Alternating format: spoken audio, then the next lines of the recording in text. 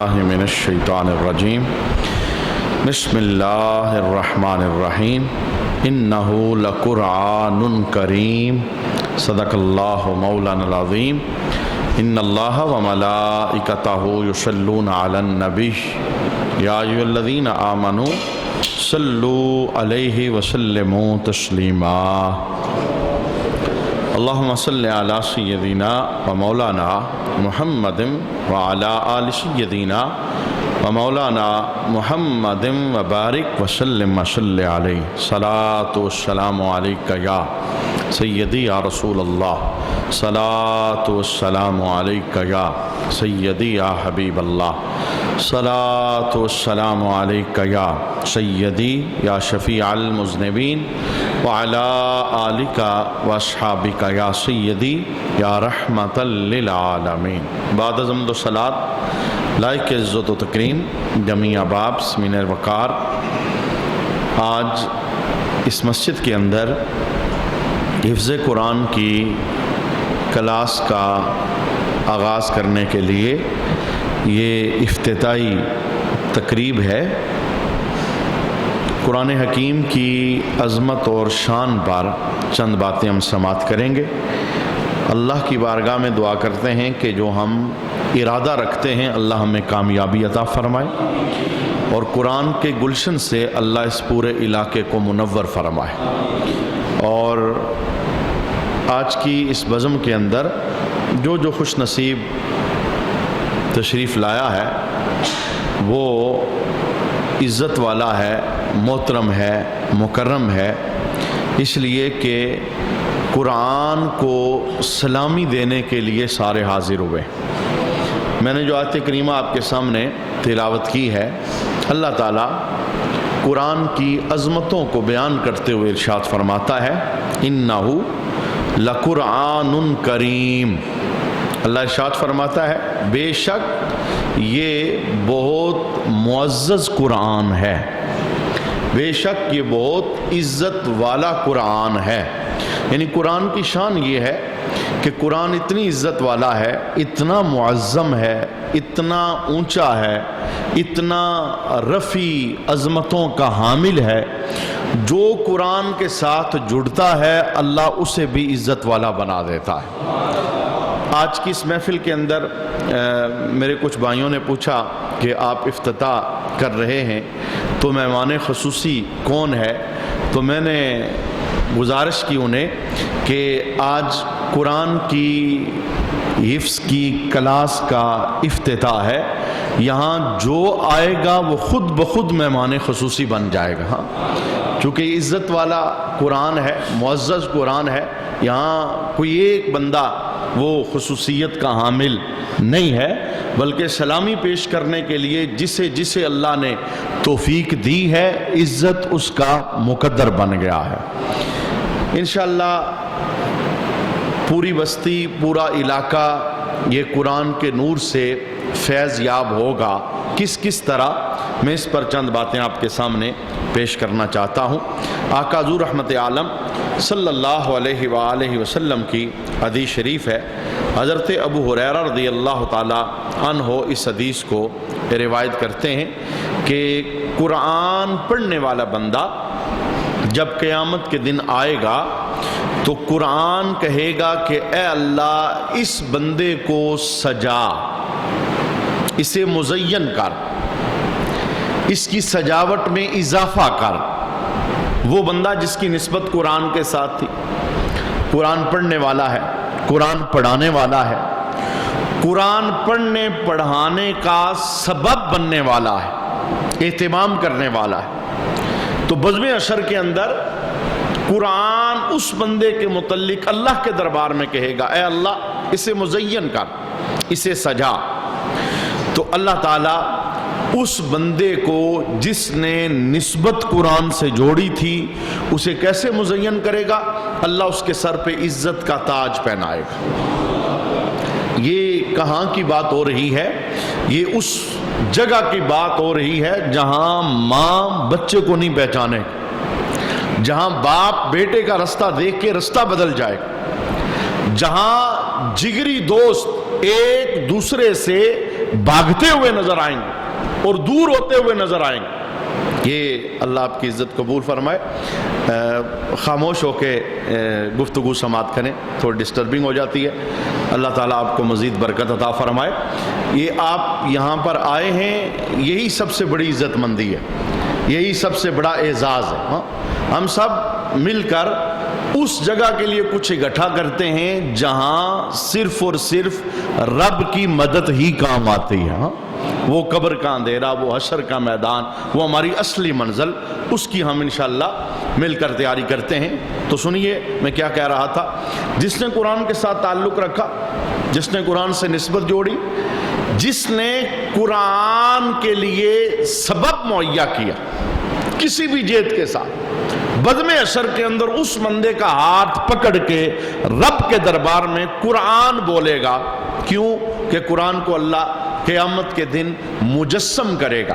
مجسم کا معنی یہ کہ اسے جسم عطا فرمائے گا, اور یہ جسم کی صورت میں اللہ کے دربار میں کھڑا ہوگا, اور اللہ کے دربار میں کیا کہے گا, مولا اسے مزین کر, اسے سجا. تو اللہ تعالیٰ مزین کیسے کرے گا؟ اس بندے کے سر پر اللہ تعالیٰ عزت کا تاج پہنائے گا. پھر قرآن کہے گا مولا اسے اور مزین کر, یعنی عزت والا تاج سجایا گیا. پھر قرآن کہے گا مولا اسے اور سجا. پھر اللہ کیا کرے گا؟ پھر اللہ تعالیٰ اس بندے کو عزت والا لباس پہنائے گا. ایک ہے سر پہ تاج سجانا, اور ایک ہے جسم پہ عزت والا لباس پہنانا. تیسرے مقام پر میرے محبوب ارشاد فرماتے ہیں پھر قرآن کہے گا اے رب اس بندے سے راضی ہو جا. یہ سفارش وہ کر رہا ہے جو محبوب کے سینے پہ اترا ہے, جو اللہ کا کلام ہے. جس بندے نے اس سے یاری لگائی, دوستی لگائی, یارانہ قائم کیا, اسے پڑھا, پڑھایا, پڑھنے پڑھانے کا سبب بنا, ساری زندگی سے رہنما بنایا, قیامت کے دن یہ قرآن اسے تنہا نہیں چھوڑے گا. یہ مجسم ہو کہے گا مولا اسے عزت دے, عزت کے طور پہ سر پہ تاج سجایا جائے گا. یہ پھر کہے گا مولا اور عزت دے, پھر اسے عزت والا لباس پہنایا جائے گا. اور تیسرے مقام پر پھر یہ رب کے دربار میں کیا کہے گا, مولا تو اس سے راضی ہو جا. یہ سفارش کرے گا اللہ کے دربار کے اندر. میرے محبوب کریم علیہ السلام ارشاد فرماتے ہیں کہ جس وقت یہ کہے گا نا کہ اے اللہ تو اس سے راضی ہو جا, تو اب بدلے میں جواب اللہ کیا دے گا؟ اللہ اس بندے کو کہے گا اے بندے میں تجھ سے راضی ہوں, تو ایسا کر قرآن پڑھتا جا, جنت کی سیڑھیاں چڑھتا جا. یہ اس بچے کا مقام ہے جس بچے کو والدین نے منتخب کیا ہے کہ یہ قرآن کی نوکری کرے گا, یہ قرآن کو سینے میں بسائے گا. یہ اس بچے کا مقام ہے, اس کی ذات کا مقام, جس نے اپنے آپ کو وقف کیا اللہ کی کتاب کے لیے. 3 عزتیں رب عطا فرمائے گا, اور یہ 3 عزتیں قرآن لے کر دے گا. پہلی عزت سر پہ تاج سجایا جائے گا, دوسری عزت جسم پہ عزت والا لباس پہنایا جائے گا, تیسری عزت یہ رب کے دربار میں کہے گا مولا تو راضی ہو جا. رب کہے گا میں راضی ہوں. اور کیسے راضی ہوں؟ اللہ فرمائے گا اے قرآن سے یاری لگانے والے, قرآن پڑھتا جا اور جنت کی سیڑھیاں چڑھتا چلا جا. جہاں پر تیرا قرآن ختم ہوگا وہ تیرا جنت کے اندر مقام اور مرتبہ ہے. اچھا یہ کس کی شان ہے؟ جس نے قرآن پڑھا, جس نے قرآن حفظ کیا, جس نے قرآن کے ساتھ تعلق جوڑا. اب یہ جو قرآن حفظ کرنے والا ہے یہ ظاہر خود بخود تیار نہیں ہوا. میرے ساتھ والدین نے رابطہ کیا, کسی نے کہا میرے بچے کی عمر یہ ہے, میں چاہتا ہوں یہ قرآن کا نوکر بن جائے, میں یہ چاہتا ہوں یہ دین کا خادم بن جائے.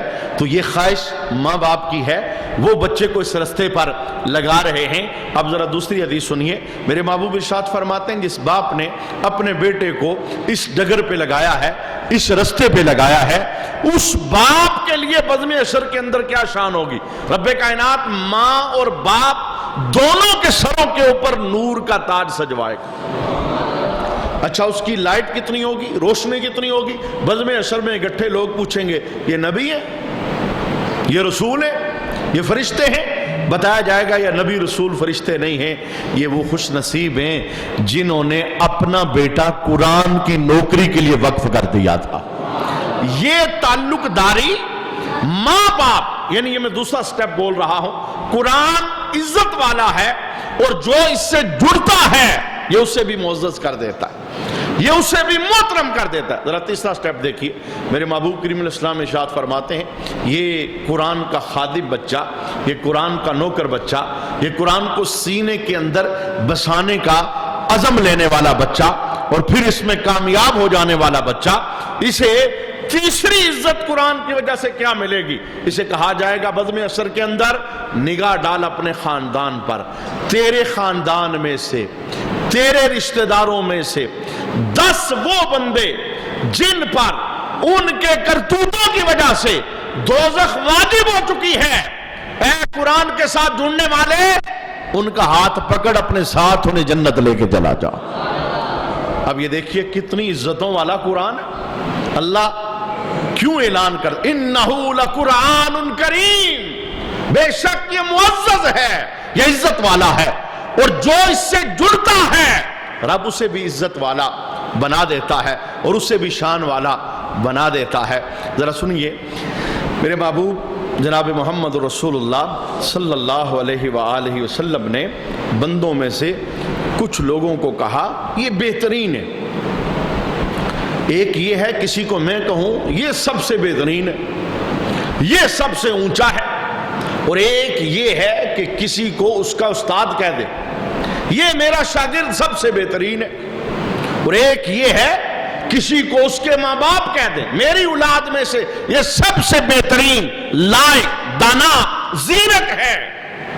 اور مجھے بتائیں ایک وہ ہے جسے نبی کہہ دے یہ بہترین ہے، معیار ہے نا اپنا اپنا۔ ایک بندے کو بہترین باپ کہہ رہا ہے، ایک کو استاد کہہ رہا ہے، ایک کو محلے دار کہہ رہے ہیں، ایک کو دوست یار کہہ رہے ہیں۔ مجھے بتائیں اس بندے سے بڑھ کر بہتر کائنات میں کون ہوگا جسے بہترین ہونے کی سند آمنہ کا لال عطا فرما رہا ہے؟ ذرا سنیے میرے محبوب کریم علیہ السلام کی حدیث کے لفظ، حضور ارشاد فرماتے ہیں تم میں سے بہتر وہ ہے جو قرآن سیکھتا ہے، قرآن سکھاتا ہے۔ بہترین ہونے کی سند رسول اللہ دے رہے ہیں، لیکن ساتھ علت کیا بیان کرتے ہیں؟ وہ بندہ بہترین ہے، وہ سب سے اونچا ہے، وہ سب سے دانا اور بلند ہے جس کا مشغلہ یہ ہے قرآن پڑھتا ہے، قرآن پڑھاتا ہے، قرآن سیکھتا ہے، قرآن سکھاتا ہے، سبب بن جاتا ہے، قرآن کا اہتمام کرتا ہے، قرآن کی عزت کے لیے قدم اٹھاتا ہے، اسے بہترین ہونے کی سند یہ مصطفیٰ کریم علیہ السلام اپنی زبان سے ارشاد فرما رہے ہیں۔ آقا حضور رحمت عالم صلی اللہ علیہ وآلہ وسلم نے قرآن کی فضیلتوں کو بیان کرتے ہوئے ایک کلام ارشاد فرمایا۔ یہ جو بستی ہے، جس علاقے کے اندر قرآن کا مدرسہ کھلتا ہے، کیونکہ مدرسے کا شیڈول کیا ہوتا ہے، دن بھر قرآن کھلا رہتا ہے، معصوم شہزادوں کی زبان سے تلاوت جاری رہتی، کبھی سبق، کبھی سبکی، کبھی منزل، کبھی دور، کبھی غلطی نکال۔ یہ صبح سے لے کے شام تک، جیسے ہمارا دورانیہ ہے 7:30 سے لے کے نماز عصر تک، یہ پورے کا پورا دورانیہ قرآن کھلا رہے گا۔ جس بستی میں قرآن کھل جائے اس بستی کا رب کے دربار میں مقام کیا ہوتا ہے؟ یعنی بندے کو ویلیو دیکھنی چاہیے نا۔ کھلنے والی تو بے شمار چیزیں، ارد گرد نگاہ ڈالیے کتنے سکول کھلے ہوئے، دن بھر کھلتے ہیں، کتابیں کھلتی ہیں، لیکن ویلیو نے، مقام نے، ان کا اپنا موٹو ہے، ان کی اپنی ایک چوائس ہے۔ لیکن جس بستی میں قرآن کھلے اور تسلسل سے کھلے اس بستی کا مقام اور مرتبہ کیا ہے؟ ذرا حدیث سنیے۔ میرے محبوب کریم علیہ السلام کے صحابی حضرت برا بیان کرتے ہیں کہ ایک شخص سورہ کہف کی تلاوت کر رہا تھا، قرآن پاک کی بڑی مقدس، بڑی محترم سورت، پورا قرآن ہی محترم ہے، مقدس ہے اور رحمت معاب ہے۔ اس کا جو حصہ بھی تلاوت کیا جائے آسمان سے انوار کا نزول ہونا شروع ہو جاتا ہے، رحمتیں متوجہ ہو جاتی۔ وہ بندہ سورہ کہف پڑھ رہا تھا تو پاس گھر کے اندر ایک جانور باندھا ہوا تھا، وہ بھی دیکھنے لگا، تو اس بندے نے آقا حضور رحمت عالم صلی اللہ علیہ وآلہ وسلم کے دربار کے اندر آ کے عرض کی کہ جب میں نے سورہ کہف کو پڑھنا شروع کیا میرے پاس باندھا ہوا جانور بدکنے لگا اور ایک بادل نے میرے گھر کے اوپر سایہ کر لیا. میں نے قرآن کھولا، سورہ کہف شروع کی، جانور بدکنے لگا، بادل نے میرے گھر پر سایہ کر دیا. حضور یہ کیا ماجرا ہے؟ تو جب اس بندے نے میرے محبوب کے دربار کے اندر سوال کر کے پوچھا تو رسول اللہ صلی اللہ علیہ وسلم نے فرمایا، اے پڑھنے والے، قرآن پڑھتا رہے. جب کوئی قرآن پڑھتا ہے نا تو آسمان سے رب اس کے لیے سکون نازل فرما دیتا ہے. اور دوسری روایت کے لفظ کیا ہے؟ نور کی چھتریاں. سورہ بقرہ پڑھنے والے بندے کے گھر میں نور کی چھتریاں آ گئی. تو اس نے پوچھا، یا رسول اللہ یہ کیا؟ رات کو میں نے منظر دیکھا، سورہ بقرہ پڑھی، نور کی چھتریاں میرے گھر کے اندر آ گئی. فرمایا وہ نور کی چھتریاں نہیں تھی، وہ آسمان سے رب کے فرشتے رب کا قرآن سننے کے لیے آئے تھے. یعنی جس بستی میں، جس گاؤں میں، جس علاقے میں قرآن کھلتا ہے اس پورے علاقے کے وارے نیارے ہو جاتے ہیں. وہاں فرشتوں کا آنا جانا لگا رہتا ہے، چونکہ فرشتوں کا کام ہوتا ہے بزم قرآن ڈھونڈنا.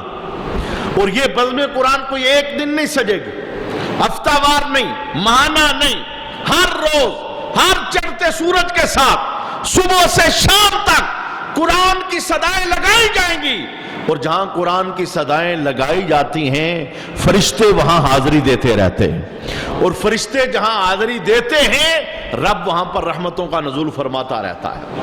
پورا علاقہ اور پوری بستی یہ خوش نصیبی ہے کہ قرآن یہاں پر کھلنا چاہتا ہے، آغاز ہونا چاہتا ہے، ابتدا ہونی چاہتی ہے. اللہ کریم برکتوں سے مزید نوازے، اور ہر وہ برکت جو قرآن کھولنے والے کو ملتی ہے اللہ تعالیٰ اس برکت کا ہمیں حصہ عطا فرمائے. سنیے، صبح سے شام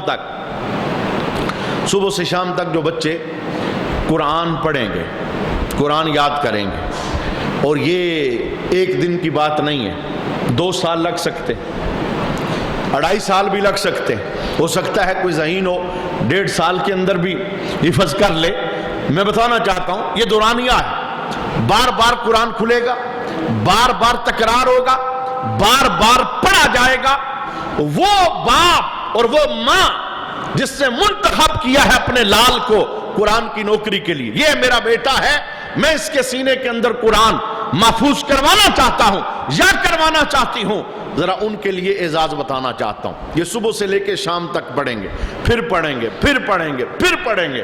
میرے محبوب کریم علیہ السلام نے ایسے لوگ جن کی مشغولیت قرآن بن جاتی ہے، پڑھتے ہیں تو پڑھتے چلے جاتے ہیں، صبح سے شام ہو جاتی ہے تلاوت جاری. اچھا، کیونکہ میری بیٹی خود حفظ قرآن کر رہی ہے، تو جن گھروں کے اندر حافظ ہوتے ہیں انہیں یہ تجربہ ہوتا ہے کہ رات سوتے ہوئے نا کبھی آنکھ کھلے تو بچوں کی زبان پر قرآن جاری ہوتا ہے. اور میں کہتا ہوں کتنی بڑی خوشبختگی ہے، سونے میں شیطان آئے اگر غافل بندہ ہو جائے، اور وہ بچہ کتنا بڑا خوشبخت ہے، وہ سو بھی جائے تو اس کی زبان پر رب کا قرآن جاری ہوتا ہے. اور جنہوں نے یہ سوغات انشاءاللہ لینی ہے وہ اس کا تجربہ کریں گے، گھروں کے اندر جب کبھی ان کی آنکھ کھلے گی ماں باپ کی اور ان کا کلیجہ ٹھنڈا ہو جائے گا کہ ہم نے جسے منتخب کیا تھا اس کی برکت ہمارے گھر تک پہنچ گئی. مقصود تو یہی ہے نا کہ زبان پر قرآن آ جائے. اچھا سنیے، جو جملہ میں بولنا چاہتا تھا، ابو سعید خدری بیان کرتے ہیں رسول اللہ صلی اللہ علیہ وآلہ وسلم نے ارشاد فرمایا کہ جو شخص قرآن میں مشغولیت کی وجہ سے میرا ذکر نہ کر سکا، ذکر ایک اور عنوان ہے، جو بندہ قرآن میں مشغولیت کی وجہ سے مجھ سے دعا نہ مانگ سکا، جو بیٹا آپ نے دیا ہے، وقف کیا ہے، حافظ بنانا چاہتے ہیں، یہ مشغول ہوگا صبح سے شام تک، یہ پڑھے گا، بار بار پڑھے گا، گھر میں بھی پڑھے گا، ادھر بھی پڑھے گا، اتنا مشغول ہے دعا کا ٹائم نہیں.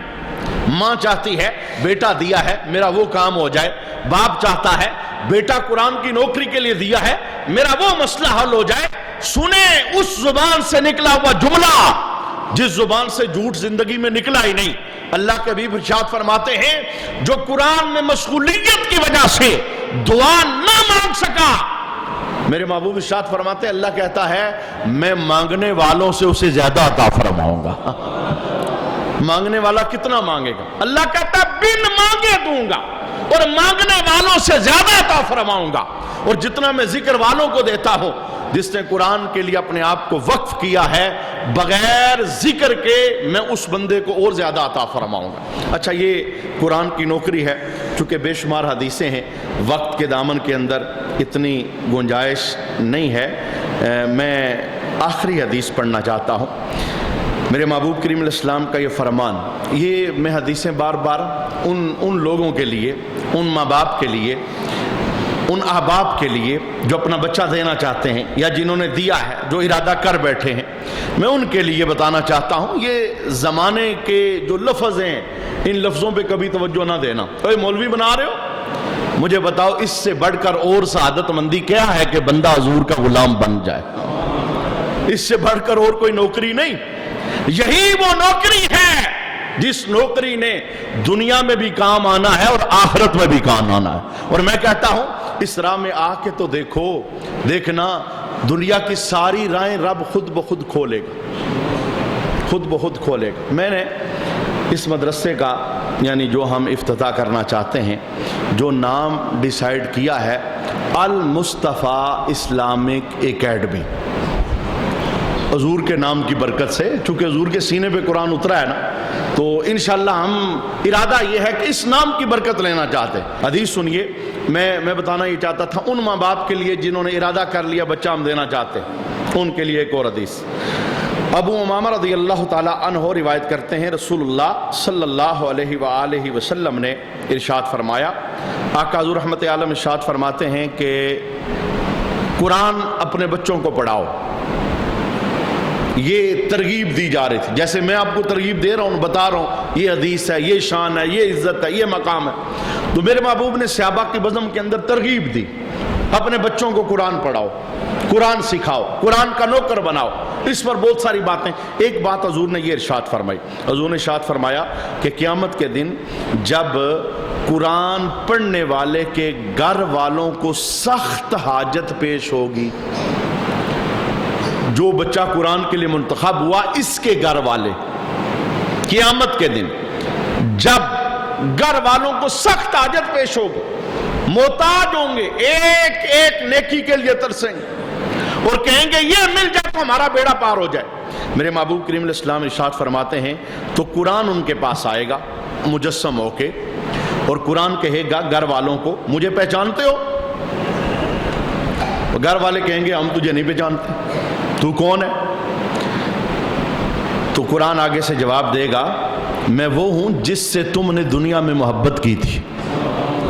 دیکھیں محبت ہے تو کوئی بچہ اپنا دے گا، بغیر محبت کے تو یہ سودا ملتا ہی نہیں. دل کے اندر حب ہوگی تو کوئی آگے بڑھے گا، یہ میرا بچہ ہے جس سے قرآن کا حافظ بنا. تو قرآن بزم اثر میں اس محبت کا تذکرہ کرے گا. قرآن کہے گا میرے ساتھ دنیا میں تو نے محبت کی تھی. یہ بندہ کہے گا میں نے تیرے ساتھ کیسے محبت کی تھی؟ تو قرآن بول کے کہے گا کہ جب لوگ دور ہو رہے تھے تو میرے قریب ہو رہا تھا، تو میرا قرب پا رہا تھا، لوگ بھاگتے تھے تو قریب آ رہا تھا. اب یہ بندہ نا قرآن کے ان اشاروں سے سمجھ جائے گا اور کہے گا شاید تو قرآن ہے. تو قرآن بول کے کہے گا ہاں میں وہ قرآن ہوں جس کے لیے تو نے اپنا لخت جگر منتخب کیا تھا، میں وہ قرآن ہوں. حاجت ہے گھر والوں کو تو اب قرآن کیا کرے گا؟ قرآن ان کا ہاتھ پکڑے گا. میرے محبوب کریم علیہ السلام ارشاد فرماتے ہیں کہ اس کے دائیں طرف فرشتہ ہوگا اور بائیں طرف جنت ہوگی. قرآن کے دائیں طرف فرشتہ، بائیں طرف جنت. گھر والوں کا ہاتھ پکڑے گا اور گھر والوں کے سر کے اوپر رب سکینہ نازل فرمائے گا. سکینہ مانا کہ حاجت تھی، پریشانی تھی اور اندر سے یہ تھا کہ ابھی کیا ہوگا، رب سکون نازل فرمائے گا. اور پھر آقا حضور رحمت عالم ارشاد فرماتے ہیں کہ اللہ تعالیٰ اس قرآن پڑھنے والے کے ماں باپ کو قیمتی لباس عطا فرمائے گا. محتاج تھے, ضرورت مند تھے. اب قرآن نے آ کے ان کی حاجت روائی کی. دائیں طرف فرشتہ, بائیں طرف جنت, قیمتی لباس پہنایا گیا. پھر میرے محبوب کریم علیہ السلام ارشاد فرماتے ہیں, وہ کہیں گے, وہ یعنی گھر والے وہ کہیں گے ہمارے عمل تو اس قابل نہیں, کیونکہ بندے کو اپنے کرتوت تو پتہ ہی ہوتے, کہا ہمارے عمل تو اس قابل نہیں, اتنی پروٹوکول, اتنا عزت ہمیں کیسے ملی, قیمتی لباس, سر پہ تاج, ایک طرف جنت دوسری طرف فرشتے, سکینہ اوپر سے نازل ہو رہا ہے, اور اے قرآن تو ہماری رہنمائی کر رہا ہے, اتنی عزت ہمیں کیسے ملی, ہمارا عمل تو کوئی نہیں. اب قرآن بول کے کیا کہے گا؟ قرآن کہے گا یہ سارا کچھ تیرے بیٹے کے قرآن پڑھنے کی وجہ سے تجھے دیا جا رہا ہے. تو نے جو منتخب کیا تھا آج اس کا تمہیں پھل مل رہا ہے.